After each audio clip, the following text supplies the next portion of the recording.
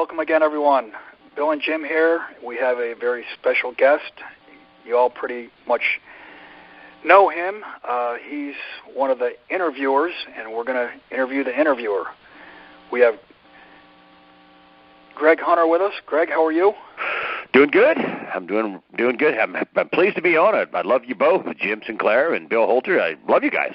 Well, we got you on the other side of the desk on this one. We're going to be grilling you. Fire away. I guess the best place to start off, because it's just so blatantly obvious, we've pretty much lost the rule of law here in the United States, and we've completely lost the media. It's almost as if the alt media has supplanted the old media, and the old media is like Pravda or TASS or they're basically cheerleaders for the left. And you were a journalist with, it was CNN and ABC, right? Correct. Okay. Back in the old days, there was a press. The press might lean one way or the other, but not like today. Correct. You're correct. So, how did it get this way? Tell us about the old days. Tell us what where you think it is now. I was hired to be an investigative reporter at ABC, actually by Diane Sawyer, and that's what I did. And I was just to let you know, this idea that the reporters are in charge and they just put anything they want on the air, on the New York Times, that's total BS. I never walked by the control room and looked at Shelley Ross, the executive producer of at Good Morning America, and said, "Hey, I got a great story this morning. Wait till you see it on the air for the first time. It'll be a great surprise." That never happened. Right. Ever. It was always seen ahead of time. Never. Should have escorted me out of the building for that. Mm-hmm. I wouldn't have got there. They would have sent a limo to pick me up. Oh, jeez. Are you kidding me? And, it was, and I'll tell you how anal it was as an investigative reporter. Just so you understand how the level of, so when you see this going on in the press, it's not something small. I would go out and I did big stories, I did money stories, I did consumer stories, I did death people where people died and could, get the network sued. I went after the Pentagon for depleted uranium. I went after the housing market for the fraud in the housing market. They call it robo-signing, which is total. It was forgery, perjury, and fraud on the court. Produced the note. These guys didn't have the notes. They couldn't prove they owned the houses. Anyway, I would, and this is both at CNN and at ABC, very similar procedures. We would do an interview with, let's say we were going to confront somebody about something they did, and they were going to have an interview, and they were going to sit down with us, and we would, shoot the interview, and then we'd send it off to a transcription service, and then we would send, with our script, after we were finished, a transcription of every interview we had. And the lawyers would go over it, and sometimes standards, that would usually be a pre-thing, but standards where should we use our cannon to, get this, this popcorn vendor, one guy on the street, should we ruin him? I am making that up, but we would send the script over. Here's what we want to say. Here's our interviews, and they would go over the sound bites, and the lawyers would look at the sound bites in context to what they said, and they would adjust the script or say, well, hold on a minute. There was one time where we actually had a guy who was a former preacher who was cheating people. I can't remember exactly. I can't remember exactly what it was, and I don't want to name him because I don't want to get into the weeds here. But it was a preacher. He was cheating people. And I started the interview, and in the first minute he said, "Yeah, that's right. I cheated him. I cheated him. I did." Now, later in the interview he said, "Well, I cheated him, but I didn't mean to." Guess what the attorneys, when we turned in the transcript of that, so we used the soundbite of, "Yeah, I did it. I cheated him." And, I don't know if that's a verbatim, but close to it. And then later, "Yeah, well, I didn't mean to." So guess what they made us do? They made us put him in his best light. And they made us use the soundbite where he said, "Yeah, I didn't mean to cheat him. I may have cheated him. I didn't mean to cheat him." Okay? That's how anal it was at the networks. Nothing moves at the networks. You don't go to a party and you get named in a party. You don't go to a big donor's house without the networks approving that. And if you did, and they didn't fire you, that's tacit approval. That's what happened with a bunch of people. They were invited by and gave dinner parties for, fundraisers. The Washington Post gave dinner parties. I mean, the top people at ABC, some of the top people at Politico, even they all these emails have been released that the guy at Politico said, well, I think I'm turning into a hack. Well, yes, you are. Right. George Stephanopoulos, David Muir, none of these guys got fired for any of this stuff. And it's outrageous. Trump's making jokes at the Catholic dinner where, the NBC, ABC, CBS, CNN, all working overtime to get Hillary elected. Well, that's true. It's absolutely true, yeah. And so, and it's really worse than Pravda. And I'll tell you why, Jim, Bill. I'll tell you why it's worse than Pravda. See, Pravda is a state-owned entity. They don't have shareholders. They don't have to hold themselves out as a news organization where they're a fair arbiter of the truth. They don't have the scam of, we have George Stephanopoulos. He's fair. We have Lester Holt. He'll be fair. That's their scam. Right.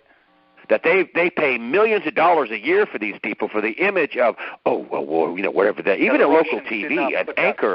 The Russians, it was a state-owned newspaper, and you're hearing right from the government. That's right, and everybody knew that. And so Pravda is synonymous with propaganda. I mean, if you say Pravda, it's like saying, a Kleenex for tissue. Okay, Pravda is propaganda.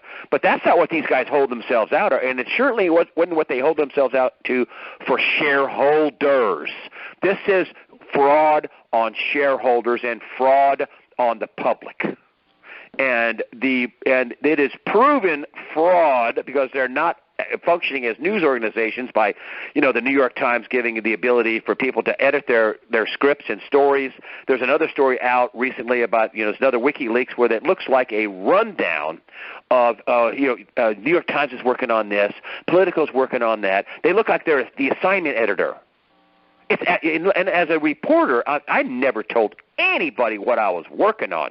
Now, if it was already hitting the promotional schedule, sure, I got a story on depleted uranium at the Pentagon, or I got a story about XYZ car company and their killer airbags. But that was a finished, done, in the can. There's no way you could catch me. I had it finished. Now if you're an entertainment show and you're doing stories on a cruise ship, and you tell them, but we're going to be down here on the lower deck, with the shuffleboards, and then we're going to be doing a story about the captain, and then we're going to be doing a story about the chief chef. Sure, that's entertainment TV. That's lifestyles of the rich and famous. You don't tell that to a political campaign. You don't tell them what you're working on. Right. Yeah. Hell no. Political campaign, your question. You're trying to be a watchdog, quote unquote watchdog. Over. You're going to tell them what you're working on and what the outcome of your story is. I would be, if I was the news director, I'd be that you're fired. Turn in your shit. Get out. You're done. None of these guys get fired. None of these people get fired. Hey, come on. Well, so this is a giant fraud on the public. Go ahead. I said they only get fired if they ask Hillary real questions like Matt Lauer. She wanted him fired. Look at the guy, his name was DaCosta at the Wall Street Journal last year, who questioned Chair Janet Yellen over insider information that got released from the Fed, and people made money on it. Where interest rates were going. I think that was what it was. And then he asked about how you got a investigation quashed in the Senate. And guess this reporter, this was the last year, you can Google it. His name is DaCosta. He got fired. Yes. He got fired. So all these guys are not functioning, and that isn't like, hey, Janet Yellen, your daughter is a crackhead, and I'd like you to talk about your crack. She's not. I'm making this up. But that's not like that question. That question is about, hey, you are the Federal Reserve. You're a subcontractor for the monetary policy of the United States, and your information got out, and people made money on it, and then you killed an investigation. Oh, can't have that. Boom, fired. Unbelievable. Well, up until this year, there was a cover, if you will, that the press was fair, but they don't even try to cover it now. Well, they come right out, and one guy came right out and said, we've done the best we could for Hillary. That was Chris Cuomo, the son of the former Governor Cuomo of New York, right, who now works at CNN. But that's just you. But the stuff in writing, Donna Brazell, giving the questions to Hillary Clinton. She was working for CNN at the time, or as a consultant or whatever, who's now the DNC chair, because the other one got fired because was laid bare by WikiLeaks that she colluded to screw over the Bernie Sanders voters, which I think is their biggest problem. And I'll explain it in a minute. Bernie Sanders voters are Hillary Clinton and the Democrats' biggest problem, and they will not address it. They won't. But the press, I got to tell you, and we'll come back to the Bernie Sanders voters, this is now, they were always, everybody thought, and if you could take a look at what they were doing, you could tell they were, Lester Holt, I don't need an email to know that what he was doing was totally biased. I don't need that. Chris Wallace did pretty good compared to the other guys. My God, he was right down the middle. Yeah. But he was pretty good, pretty fair, because he brought up relevant stuff that should have been brought up. I mean, the Hillary Clinton, let me tell you this, I'm going to be interviewing Lawrence Kolikoff. Or he's running for president as a write-in candidate, supposedly, and he came up with this, Donald Trump he's unhinged. Whoa. Now it's been laid bare that the Project Veritas and the supporters are a reflection of Trump, that they were sending homeless people in some cases and mentally ill people, and they were sending people, they were committing violence, cops got hurt, people got hurt, they're committing violence at rallies. Look at the Chicago thing, they shut it down. Now we find out how they did it on camera by the people that were heading it up who have resigned. The other guy, one of them is a guy by the name of Robert Creamer. He's talking about voter fraud. Another guy, is Scott Fovel. He's talking about the protesters and about the violence to make it out. Which is why Hillary Clinton talked about, Donald Trump's voters are deplorable. Well, here we have the guy Fovel is saying, well, the Clinton campaign pays the DNC, because the DNC isn't like the money-raising arm of the Clinton campaign, and then they pay somebody else, and they pay somebody else. This is a felony incitement of violence. This is just so many laws broken here. It's not even funny. And there's no FBI. And no FBI, no Justice Department. Of course, they're busy, destroying the computers of people the Justice Department, FBI, destroying the computers of people the Justice Department have given immunity because they have no intention of ever prosecuting any cases. And so, this is this false narrative they painted with Trump and his supporters. And, listen, I'm not even, I am not a Democrat or a Republican, but listen, this is over the top fraud and nobody and wrongdoing and dirty tricks and felony law breaking, and the mainstream press isn't going to cover it. You're kidding. Well, it's Banana Republic stuff. I mean, it's like waving a flag. We are now a banana republic. If the Republicans did this, don't you know, ABC, NBC, CBS, New York Times, Wall Street, I can't believe they hired people to commit violence against Hillary Clinton. Right. Can you imagine? Just put in Republican. It's off the charts. Yes. And it shows me the reason why they've been laid bare is two reasons. Reason number one, WikiLeaks. Thank you, WikiLeaks. Reason number two, they're desperate. They're over-the-top desperate. They know they're losing. I think they're losing big. Huge. I think they're losing big. I think they're losing by 25, 30 points. I'll tell you why they are. Bernie I just had somebody write me an email, and it said, Greg, thank you for providing an alternative news source, counterpoint to the pablum spews from the MSM. And by the way, I'm a former Bernie supporter that now supports Trump.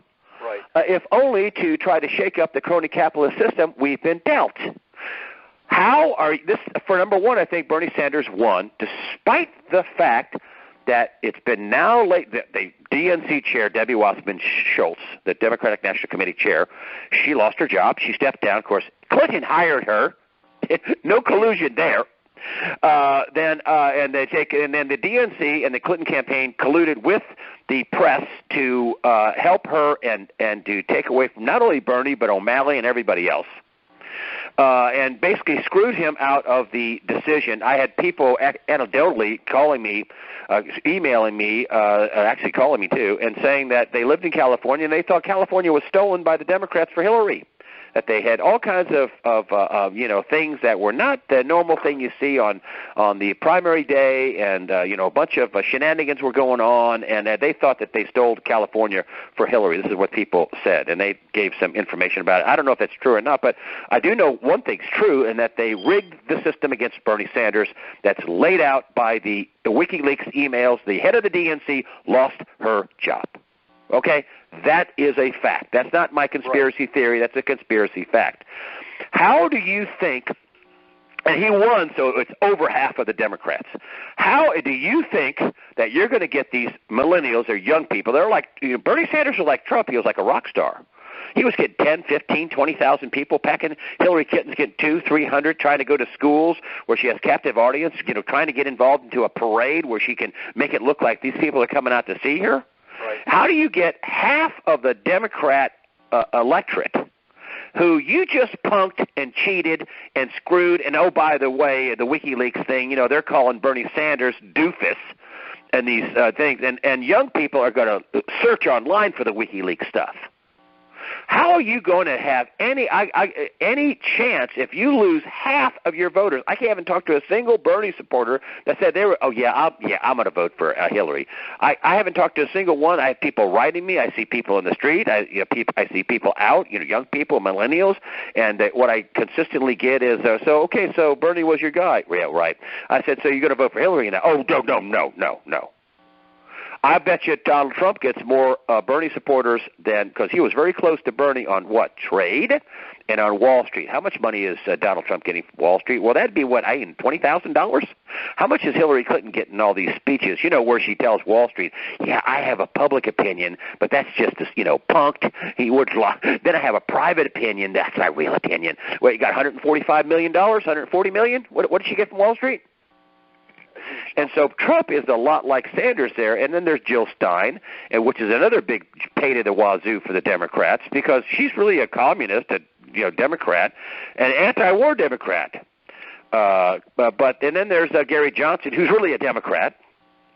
And there is no way on God's green earth Hillary Clinton's going to get all three of those candidates will get way more of those supporters than her. How can she win? That's just with that metric alone. Oh, women are voting for Hillary way more than that. Well, you lost half of your voters. You cheated and defrauded and punked people that stood in the rain, that collected money, and all of his donations were like $25. I think the average donation was something like $25. Yeah, it was like $22, something low. You're telling me that these people are going to go, oh, you cheated us. Oh, okay. For a year and a half of this going on, they're thinking that they had a shot at this, and they should have in an unrigged system. I think Sanders would have been the DNC candidate. I don't agree with a lot of his policies, but I do agree with about the Wall Street and the trade thing, which is destructive, which is just like Trump says. But I will tell you that how are you going to get those people? Come on, this isn't the real world here. No way. I just read you something that came in today, unsolicited, and this is I hear this over and over again on my site. I'm a former Bernie supporter, and I'm not voting for Hillary. Either they vote for Stein or Trump or whoever. Yeah, Trump's the guy that's going to win. Stein and Gary Johnson don't have a chance of winning, but Trump has a chance of winning, and you know he's not. He's hated by the Republicans. He's hated. Anyway, but I think that the press is desperate. And and I wouldn't be surprised if there aren't shareholder lawsuits against these organizations. Which I actually saw the New York Times covering the Project Veritas videos. I actually saw because it's way late, but I actually saw a story on that. So I couldn't believe it. And I think they're trying to protect their reputation, which is horrible. It doesn't make any difference in the court of public opinion. They're getting creamed.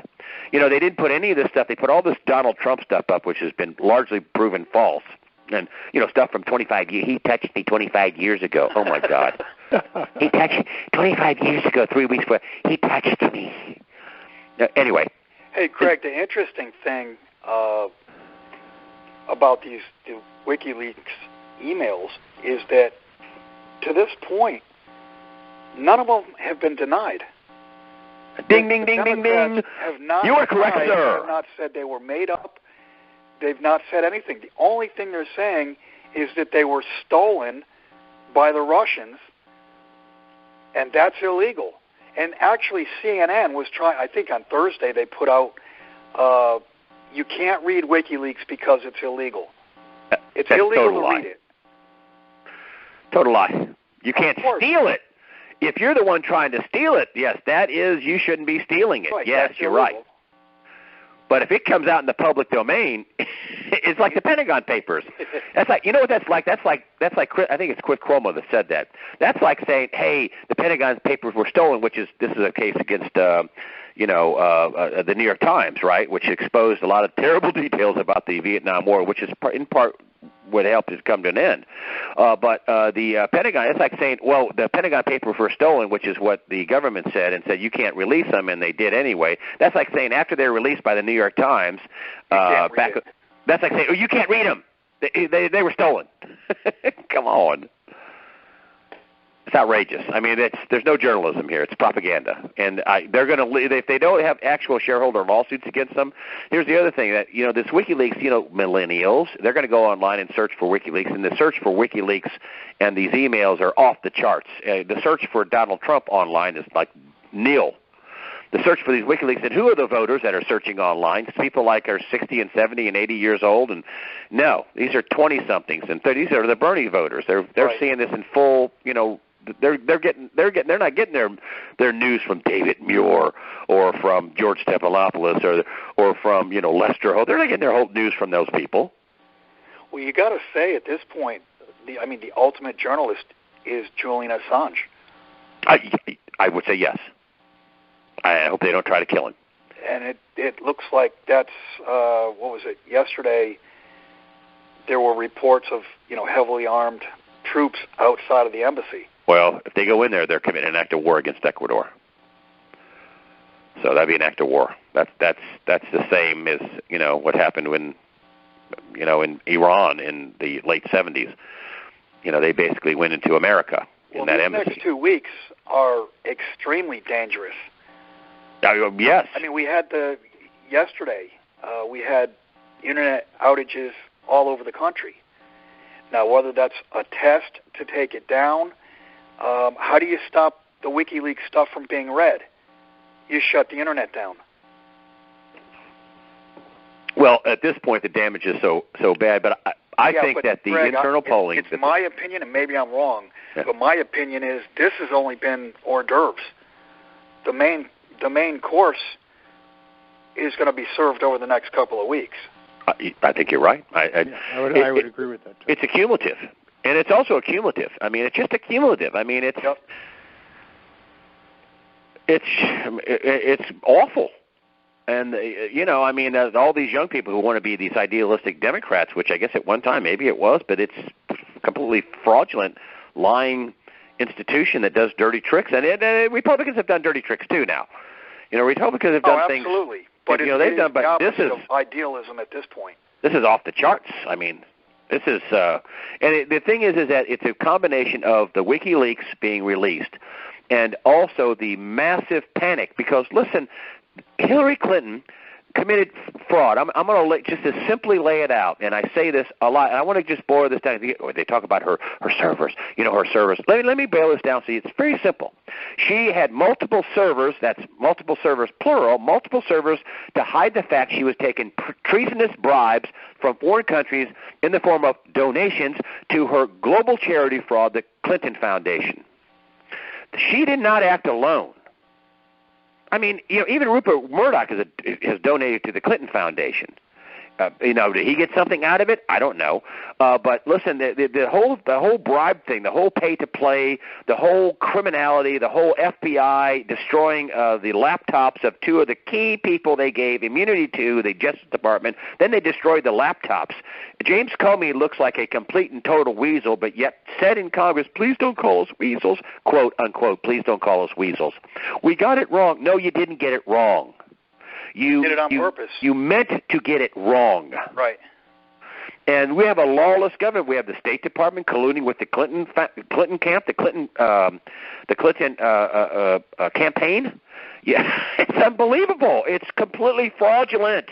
And when Donald Trump said, "I'm going to appoint a special prosecutor in the number two debate," and she said, "Well, oh yeah, you'd have to be in charge of our legal system." He says, "Yeah, you don't want me in charge because you'd be in jail." Exactly. She ain't the only one's going to jail. And so you have a fevered pitch of panic that this has been all laid bare. You know, whenever they said, "Oh, it's the election process," and you know the elections are rigged, and all the people went, "Oh, well, that's kind of a conspiracy theory." Well, no, not so much, right? Oh, the left-wing media is really totally biased. Well, you got it in their own words in black and white, giving editorial control away to the Clinton camp and to Hillary Clinton. And the DNC, giving the questions out ahead of time, and CNN and these fake polls, where they oversample Democrats to make it look like Clinton won, and I don't believe any of the polling, incidentally. I don't believe any of it. Not I think it's close. No, I think a lot of people are telling the pollsters, "Oh, I'm going to vote for Hillary," and I think a lot of African Americans are going to vote for Donald Trump, a lot more than what anybody would imagine, because it's people. I always say this: people know the truth when they hear it, and then him saying, "Listen, your neighborhoods are terrible, your schools are declining. They've been telling you for 50 years they're going to help you, and at the end of this election, they're going to pat you on the head and say, 'Thanks for the votes. See you later, suckers.' So what do you have to lose?" says Donald Trump. And that is. To me, I just think that the truth when you hear it, and there's got to be plenty of black folks that are going to say, he's right. Yeah, exactly. Hey, do you not think it's interesting that the Russians are being blamed for basically everything? And going one step further, Uranium One was sold to the Russians. John Podesta got a $35 million payday. I mean, that's a fact from the Russians. Right. There's also allegations of him money laundering. That's not a story. You look at the mainstream press. That's not a story? You're kidding me, right? I used to work in your houses, incidentally, I would say to the mainstream press. You're telling me that's not a story? I mean, that's as Jim Sinclair says, and I love saying this, Jim, that's too stupid to be stupid. We take a look in our conversation here, and the extraordinary risk of this election is it is rigged. If you're in a state of panic, you'll do anything. What if we have President Clinton? Where do we go?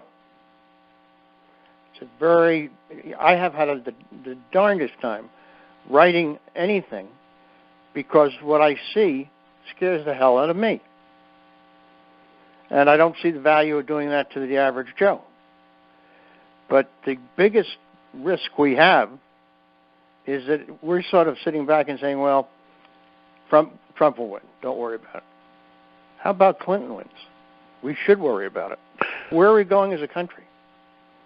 I think it's a bigger problem if Trump wins. I hate to say that because when you look at somebody who's committed global fraud and treason, that'd be Hillary Clinton, compared to a private businessman who said bad things. There's no comparison. No, there is none. I mean, we have a national crisis of who we are, depending on two things. One, the election isn't rigged, and people see what we see, or the election is rigged and Clinton is president. I think the markets would rather have the status quo and the robbery and the fraud to go unpunished and continue. Of course. That ain't going to happen with Donald Trump. And therein lies the real problem, is that, if Clinton is elected, and I still think we have a calamity. Nobody's going to, they get the Saudis selling our bonds, and you guys know more about this than I do, and I've learned a lot from both you guys, but, it doesn't, you don't have to be a rocket scientist when $346 billion reported over at Zero Hedge that the Saudis and the Chinese have sold, and they're heating up in the South China Sea, and what better way to neuter your opponent than to cut off their money? And so I don't know. I think either way, but I think Donald Trump is going to win in a landslide, and a landslide's going to be hard to rig against. That's why all these phony polls. Oh, you got to rig it everywhere. Oh, it's only a few points. That's a lie. That's a complete, total lie. Will the machine that controls our markets and controls the media work for Trump if he's elected? Oh, the answer is no. That's why they came out with this whole thing about draining the swamp. And Paul Ryan, he's going to be one of the shortest speakers of the houses ever if Trump's elected. You know, my concern is two ways. One, it's rigged and we have a calamity. Two, it isn't rigged and the machine that's kept all this together doesn't work for him. The plunge protection team goes home on vacation. I don't know. I mean, everybody has a lot to lose on this. I mean, and they're going to try to start a war. I mean, I heard somebody mentioned that, I think it's Paul Craig Roberts, said that, what they may do is get us into a complete full-blown war, and, Trump will take office as a wartime president, and then he's got to try to, win a war or extricate us from a war or whatever, that they're working overtime to do that. And then they'll just work against him. The machine will work against him, to your point. But then Trump will have to have mass firings of all kinds of people in the bureaucracy to make it work.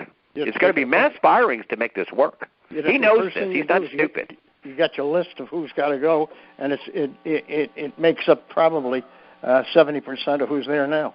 Bingo. That was the number I was going to say, Jim. Yep. 70%. At least all the management. They're gone. I've been quiet, Greg, because the question is so severe. Okay. We take comfort that maybe there's a little of the Constitution left and we can reconstruct it and matters like that. But this is the apocalypse. Okay, you're going one way or you're going the other, and if the machine doesn't work for Trump, he's going to have a hell of a hard time, which is going to impact the general listener now. So there is no win-win out there. There's no win. Well, the only way we got to get rid of this the crime. Oh yes. We just have rampant crime. We have massive crime. We have no markets. We have manipulation, intervention. All you guys know that. I mean, at least back in the day, 20, 30 years ago, I mean, at least they try to hide it, and they people would go to jail for it. Look at Michael Milken, and look at the folks at Enron, and look at that kind of stuff. But not today. Oh, look at Wells Fargo. Massive fraud. Not a single indictment. Right. No. And in all these cases of massive fraud, not a single indictment. Not a single criminal indictment. There are lots of pleading guilty. Yeah. It's just, and the mainstream press acts like that's a parking ticket. I mean, they should be all over. But it is a parking ticket, Greg. Yeah. Yes. I mean, the corporation makes the payment, and it's pocket change for the corporation. And that's what DaCosta was about. Here he's asking the Federal Reserve about what they were doing and how did they get a investigation thwarted in the Senate, and then the guy gets fired. And if anybody starts going to the government or sitting up in a White House press conference, which if I was Breitbart and I was a much bigger entity, I would be sending people to say, or I would be there going, why isn't nobody going to jail? Why are there not criminal investigations? Which shows the whole thing is one big giant ball of fraud and crime. Well, Greg, if you were Breitbart, you would have been hard attacked. Okay, that's the machine. There's your organized crime. It's organized crime. It's sanctioned. It's at the very least, it's sanctioned by the government. You're right. At the very least. Sanctioned crime, and that means somebody's getting a piece of it. Yeah. And what we have here is the probability that piece may be exposed. So you have a third criteria to think about.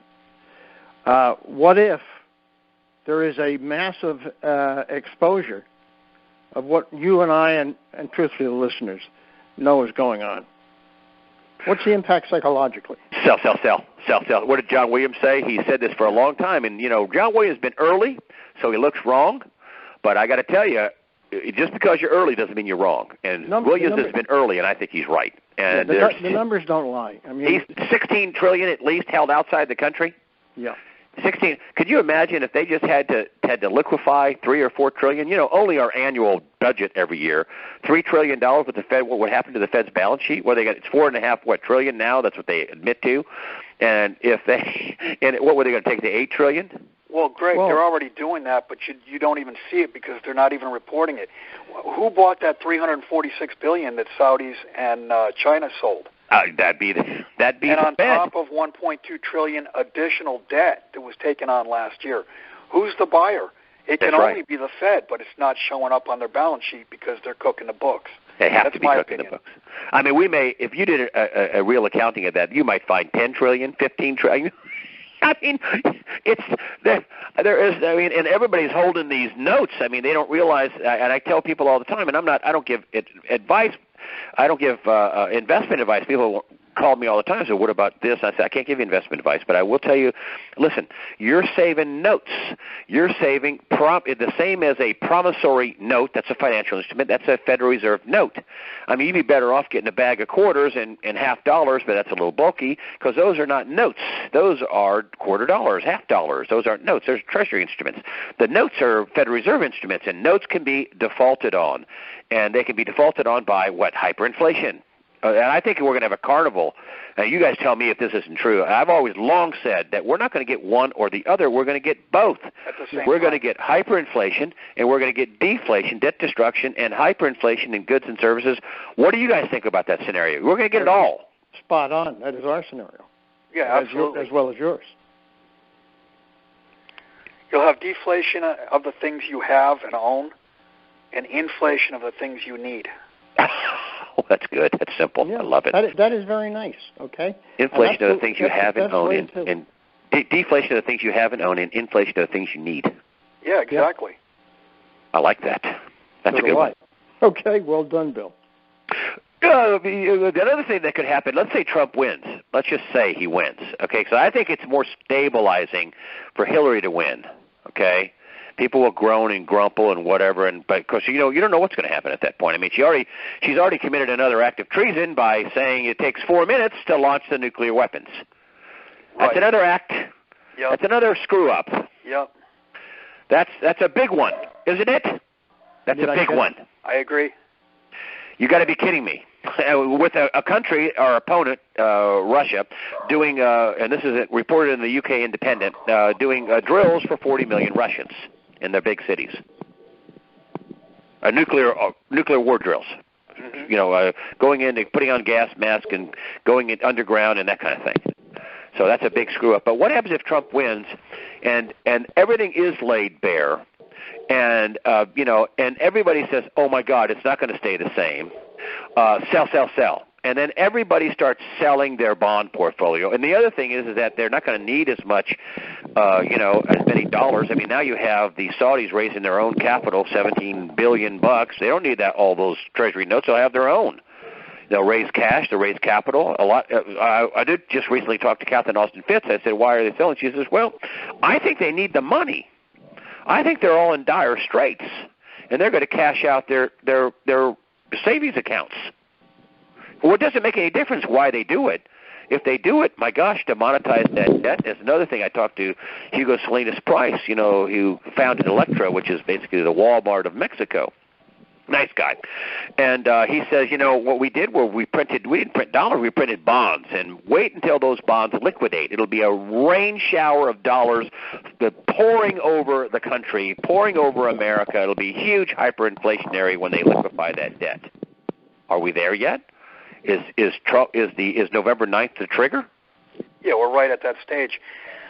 I would say over the next, and I have been saying this over the last month, these last few weeks going into the election, and I've spoken about truth bombs for about a year.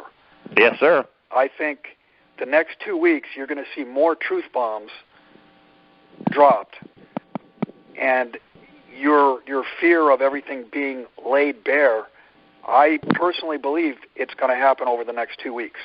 I think the American public is finally going to be shown in black and white, the whole thing is a fraud. The burning. I want to come back to this, folks. This is getting glossed over. This guy that writes me, his name is Joseph, who's I'm sure a millennial, who represents over half of the Democrat Party. Yeah. They know they've been screwed. These are the people that are reading all the WikiLeaks. These are the people reading that. Oh, the Democrats called Bernie Sanders our candidate a doofus, and the other thing that's being covered up, and this is Bernie Sanders out campaigning for Hillary Clinton. What you're not hearing with the mainstream press is all the cries of people hollering out at Bernie Sanders that he's a sellout, that he screwed him, that he was a fraud. You can't do that with 15 million people. That's how many? 7.5 million people. How many people voted in the Democratic primaries? 15, 18 million? 15 million? Half of that is 7, 8 million? You got 8 million voters? Right. The math is, I don't see how you work the math out in that, unless you give everybody a lobotomy, unless the entrainment technology is working. I don't know. Well, Greg, this country's been given a 30-year slow-motion lobotomy. This is what the mainstream press has long feared. And, I will tell you this, when I was at CNN, I had the hardest time. Jim, I'll just let you know this. When I first interviewed Jim Sinclair on CNN, this was like circa 2008, late 2007, early 2008, because I was still there. I was there till July of 8. And I had the hoops I had to jump through. Who is this Jim Sinclair? Well, he was giving a speech down at the American Stock Exchange when it was still the American Stock Exchange. They got taken over by, NASDAQ, whatever. I said, well, he's giving a speech to 500 people downtown Wall Street. I mean, they're not going to have some kook down there giving a speech to 500 of the top brokers and people in the country down at Wall Street, and here's his resume, and here's who he is, and I finally got him on.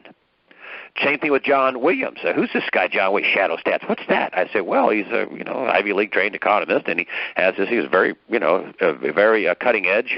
Takes all the the stuff and boils it down. That was the only time that I know of that Jim ever got on mainstream television. That's right. I don't know if John Williams, they had him on a few times after that, but nobody touches him. Nobody touches these guys. And the reason why is because of what you're talking about, the truth. They don't want the truth. My God, they don't want the truth. Well, they don't want anybody talking about the truth. Yeah, they cut. I mean, if you're telling the truth, they'll cut the feed. Yes. That's sad. Let me tell you how, for CNN to lose somebody in the middle of an interview and then all of a sudden color bars pop up, It's impossible. Well, what would happen if you really lost the feed is you wouldn't get, boom, immediate color bars. No, you'd have snow. That's correct. Yeah. And so, would this is... press a button and put the color bars up. Well, these guys are desperate, and I have another prediction about the mainstream press. They're never going to recover from this. No, they're not. You're right. They're done. Shareholders... they're going to Gannett GCI. They split Gannett in half, which was television and all the newspapers, 90, 100 newspapers, and USA Today is their flagship paper. And their stock is down 25% in the last year. This is an election year. They ought to be booming it. Yeah. And the reason why is because of all the campaign spending. They should be killing it. They're down 25%. Whoa! People are selling them. New York Times, they're toast too. Washington Post, Jeff Bezos' little, propaganda rag. CNN, which is getting bought by Time Warner, AT&T. They're done. They're toast. I mean, they're going to look for people like you and Jim, and me, and Breitbart, and Alex Jones, and they're going to be looking at other places. Other people are going to fill in and take this space. Well, that's where unbiased news is coming from. What? Unbiased news is now coming from different sources. Yeah, and here's the problem with the internet, and the internet is the problem. This is the problem, and it's a forgivable problem. People state their opinion as proven fact, and so they're a little short on the journalism, but they're not short on the heart, and they're not short on the idea that they want to get out opinions and they want to get out views and news that isn't being reported in the mainstream press. Right. So, and the last being a huge. They may be a little clumsy, but their heart is in the right place. Hey, we had pamphleteers back in the early days of the formation of this country. They may have been clumsy too, but they're extraordinarily important in developing what we used to have. Ah, very good. There we go. What do you think about after the election? These things. Let's say Trump wins. Let's just play. Let's say Trump wins and they can't rig a landslide. Hillary can't do it. She can't. See, I think California. They say they got California in her corner, and I say, wait a minute. You're telling me that half of the voters out there feel like they were cheated in California, and you're going to retain all those voters? They're not going to vote for Jill Stein or Gary Johnson or stay at home or vote for Trump. You think you're going to keep all those? That to me is nonsensical. It is nonsense. I think California's in play. I think New York's in play. Yeah. I just think that a lot more states are in play than that they would think. But let's just say Donald Trump wins. Okay. I think we'd have the calamity right then and there. I think that's when the rubber would hit the road. I think that would be because everybody knows this is a fraud, but they're willing to play because they can keep the fraud going. Everybody knows this is a con, but they can keep. Once he comes in, con over, fraud over. Well, and the plunge protection team would step back and they would let everything collapse and they would say, this is what you got. You voted for it. You voted for Trump. Here you go. Your bank's closed. Your bank account's gone. Your broker's gone. Yeah, but Trump would say, and I'm not arguing with you. Trump would say, I've been telling you the Fed has screwed this up. I've been telling you that we're in for a crash. I've been telling you all this stuff, that we were going to in for a crash anyway. I didn't do this to the economy. The election's on a Tuesday. Yeah. My money would be on the following Monday. They wouldn't be able to get the markets opened. That would be my guess. Well, we've already seen that. We saw it in China. Yeah, and they pulled the that's plug. not too far-fetched. If you want to do a little homework, walk around the New York Stock Exchange. There's nobody there. Where there used to be 6,500 people in the building, lucky if there's 650. That is something to see. It's shocking. Because it's all electronic. All electronic. And when the markets get wild, there is no capital investment by specialists. They walk away and let the computer take it. That's why you get your flash crashes. Oh, something else I want to. I don't know this, so I can't answer this question. But now we broach this, and I know you guys both do because you both have deep experience. And I don't mean to take control of your interview, but all the people are going to be asking this, and I hear this all the time. So this is what I want to know, and I do not know the answer. What about these derivatives? How can they stop a derivative implosion? I mean, in ISDA or whatever it is, the guy says, but they can't. How can they stop all this? And Jim, I know you know all about this. There's no guarantees. There's no standards. There's no enforcement, no regulation, no public market. How can you stop this hundreds of trillions of dollars of derivatives from going haywire and taking everything down? Well, the only way they were able to stop it was by the Fed taking it onto their balance sheet. And the stuff the Fed took onto their balance sheet was the real crap. I mean, the stuff that will never, ever function. And there was another question deep in there. We talk about trillions of dollars. Where are you going to get trillions of dollars from? Okay?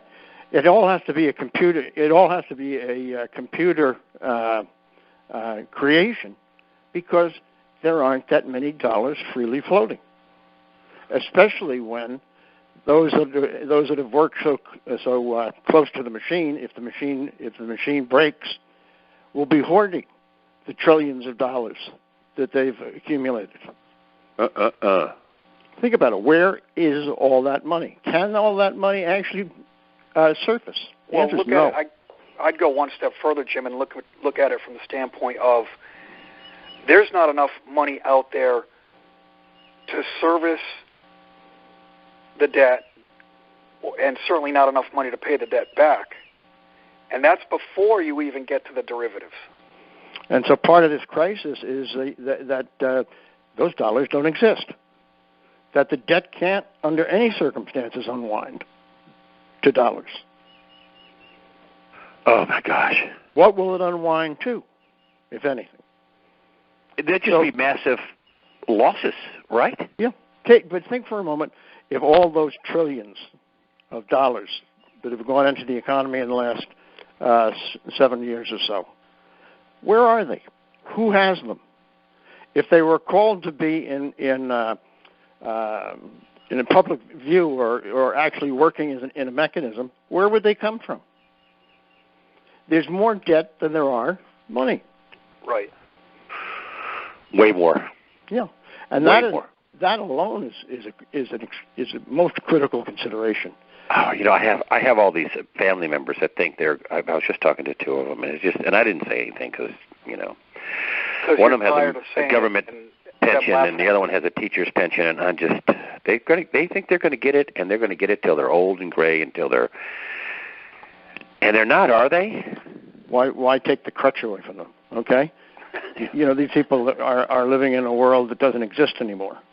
And it's of no use to us to say, you poor bastard, you're the most endangered species in the entire planet. But they are. Well, this past week, there were mass retirements from the Dallas Police Department. Yes. They're 45% funded.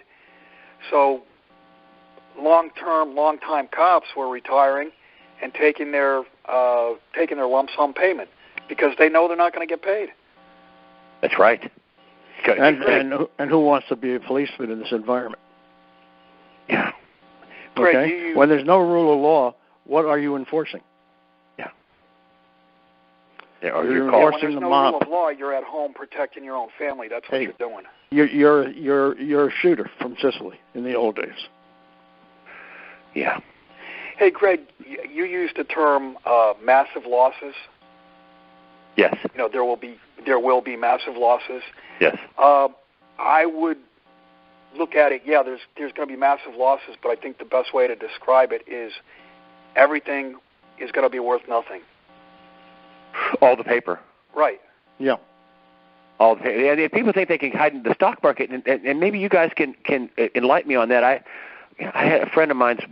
Her husband died, and I knew them both. And I was telling her, God, get control of your house and buy some gold. I mean, I don't care where you buy it. I don't sell it, but you should have some of that. I mean, she had none. She had zero.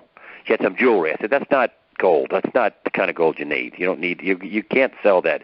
Hey, I got 14-karat gold jewelry. Great, it's 58%. And how do you weigh that? And how do you can't. You said you need coins. And so anyway, but she was holding on to a stock portfolio. Is that going to work out? I mean, it doesn't exist. The quote on stocks does not exist. The quote on stocks is a specter in cyberspace. That what I suggested the listeners should do. They have a place to where people can come and sit and watch the stock exchange work.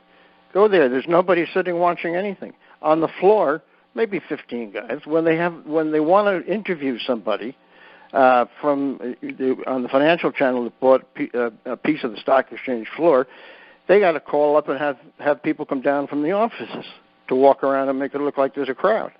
I'm telling you. Oh, my God, I didn't know that. It is empty.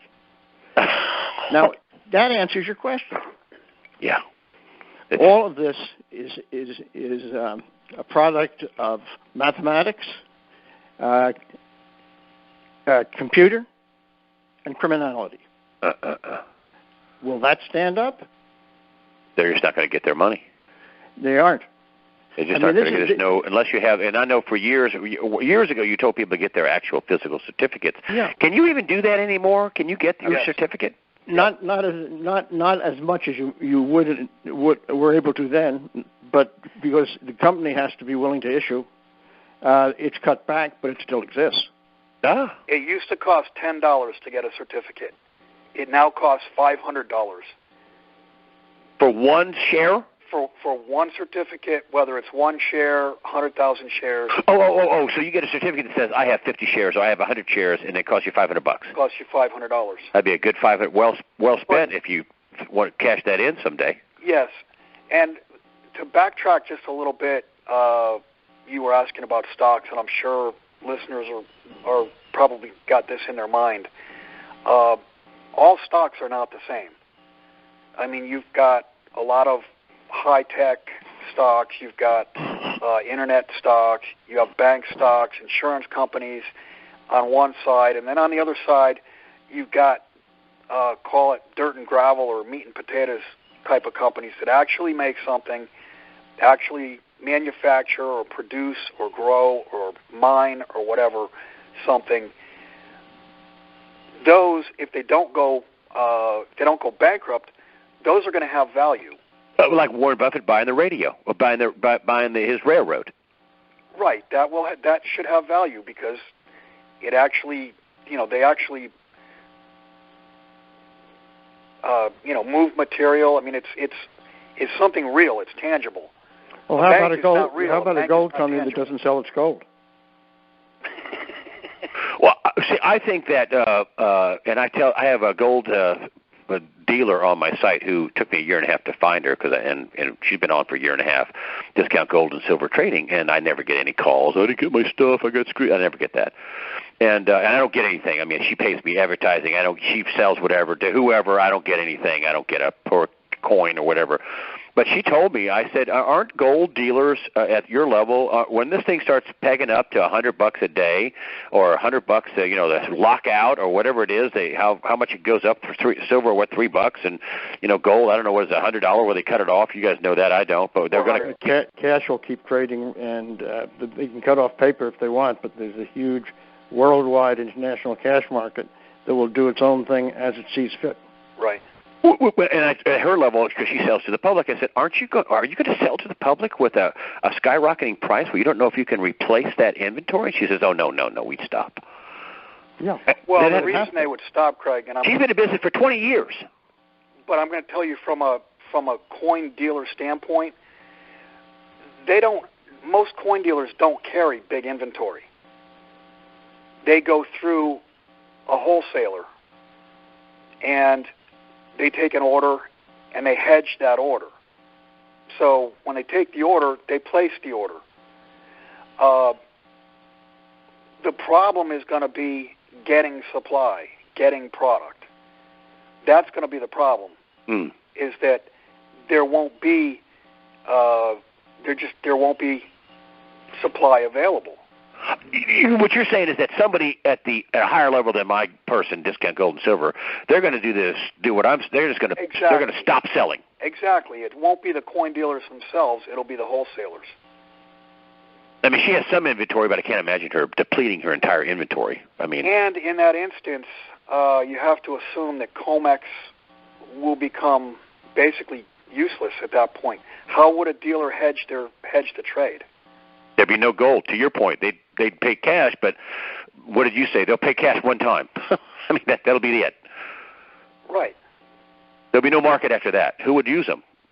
Then you got a dollar market, right? You fall back to a cash market, gray or white. Right. The paper markets will not exist because confidence will have broken that the supposed inventories did not exist or were completely depleted.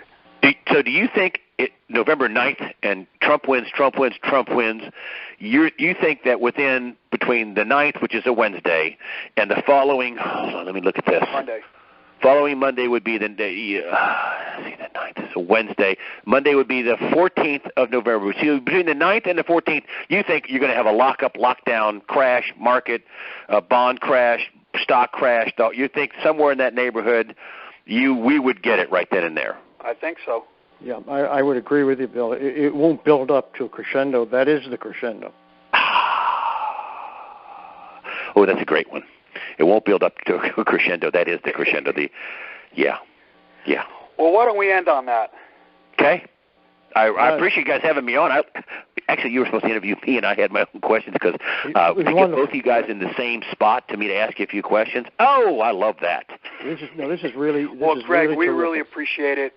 I mean, I just wanted to hear your take, and I know Jim wanted to hear your take as far as from the media standpoint. They're desperate.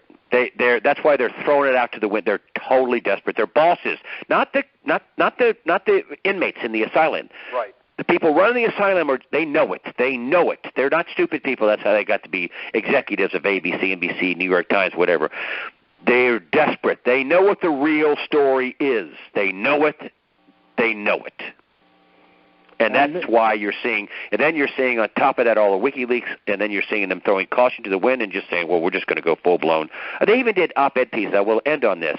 New York Times allowed an op-ed piece to go on saying, well, it's our duty to do this. We're going to be unfair, but it's our duty to stop Trump, basically. It was a few months ago in the New York Times, which got approval by the management, which is absolutely outrageous. It's not their duty to go after one candidate. So it's quite contrary that they go for one candidate. I think what it signals is that how bad they're doing. They were doing good. They would keep up the ruse of we're trying to be fair here.